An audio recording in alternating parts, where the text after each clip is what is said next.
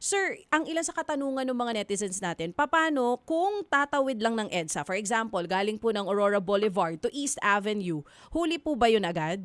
Paano po yung mga ganun? Kasi hindi Ay naman po ito hindi po, yung sige mga po, sir.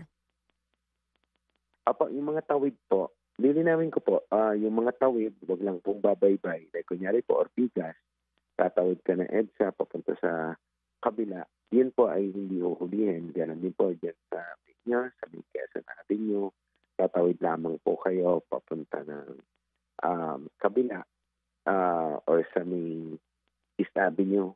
Yung mga ganun po, hindi po siya huhulihin, yung mga tawid po ng EDSA. Ganon din po yung electric at hybrid vehicle exempted po. Although yan po ay pag-aaralan namin mabuti kasi po sa tala po ng LTO sa meeting namin kahapon, 17,000 na raw po yung registered na EV tsaka hybrid sa Metro Manila pa lamang. Wala pa po dyan yung mga nasa karatig probinsya na naglalabas-masok. Kaya nga po, during the dry run, makakapture naman po namin yung data para po malaman namin kung pwedeng ilimit yung pong exemption ng hybrid tsaka electric vehicle. Ang motorcycles po ay hindi po kasama. Exempted TNVS. po sila. Oo.